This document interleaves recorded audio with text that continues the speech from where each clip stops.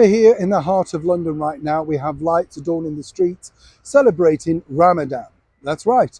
But of course, over here in London, we simply couldn't have the words Merry Christmas or Happy Christmas up in case we offended the Christian country that we're all based in. These, of course, are mixed messages from our current London Mayor, Sadiq Khan.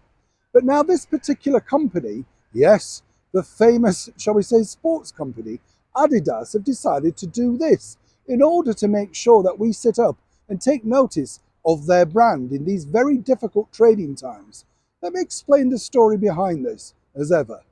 Hi, good morning. Nice to see you. Hope you're keeping well. That's right, this particular story is getting a lot of traction over here in the United Kingdom because Adidas, the makers of, football boots, bags, sportswear, all that sort of stuff, have had a very difficult time of late. So you can imagine what happened when their marketing team sat down and said, well, how can we get some attention on the brand?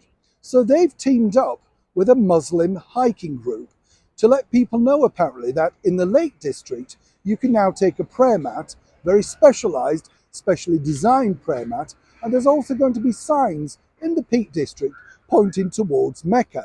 No, not the bingo hole, but actually Mecca, right? Now, of course, this, as one can imagine, has created an absolute riot in people saying, this is terrible, blah, blah, blah.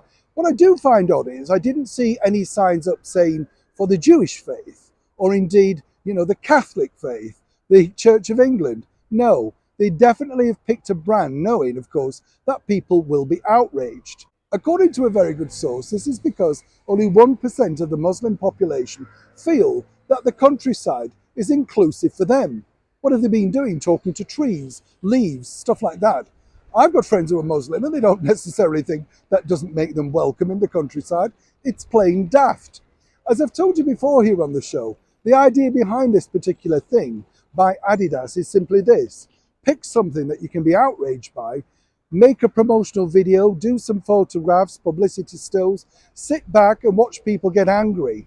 It goes all over social media, all over Twitter and all that sort of stuff. And then people allegedly will go out and either look at the brand again, if you've got some special offers on, or indeed be reminded that perhaps they do need some new training shoes, football boots for your kid, etc., going back to school.